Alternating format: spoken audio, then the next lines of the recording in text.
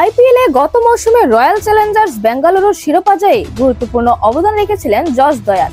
অথচ এবার তাকেই কিনা ঘরোয়া টি-20 লিগে নিষেধাজ্ঞা দিল উত্তরপ্রদেশ ক্রিকেট অ্যাসোসিয়েশন। আগামী 17 আগস্ট থেকে শুরু হতে যাওয়া ইউপি টি-20 লিগের তৃতীয় আসরে খেলতে পারবেন না এই ফাস্ট বোলার। ভারতের দৈনিক জাগরণ 9 আগস্টের এক প্রতিবেদনে জানিয়েছে, ইউএসি এর নিষেধাজ্ঞার জন্য গোরখপুর লায়ন্সের হয়ে খেলা হচ্ছে না জস দয়ালের। দলটি তাকে এবারের আসরের জন্য 9 লাখ রুপিতে দলে ভিড়িয়েছিল। খবরে আরো বলা হয়, জয়পুরের সাঙ্গানির সদর থানার দয়ালের বিরুদ্ধে মামলা দায়ের হওয়ার পর ইউপিসিএ তাকে আসন্ন ইউপি টি-20 লিগে অংশ নেওয়া থেকে নিষিদ্ধ করেছে। ইউপিসিএ এর এক সূত্র জানিয়েছে, যেহেতু দয়ালের বিরুদ্ধে মামলা হয়েছে, বোর্ড চায় না তিনি টি-20 লিগে খেলুন। বোর্ড ফ্র্যাঞ্চাইজিকে জানিয়েছে তাকে দলে না রাখতে।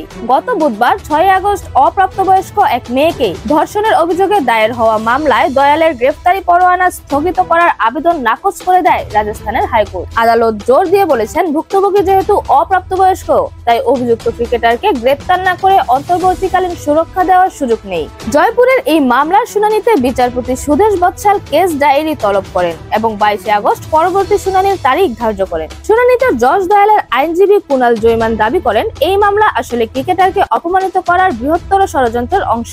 জস দয়াল এখন পর্যন্ত আইপিএল এ দুটি ফ্র্যাঞ্চাইজির হয়ে খেলেছেন, গুজরাট টাইটান্স এবং আরসিবি। 43 ম্যাচ খেলে তিনি 41টি উইকেট নিয়েছেন।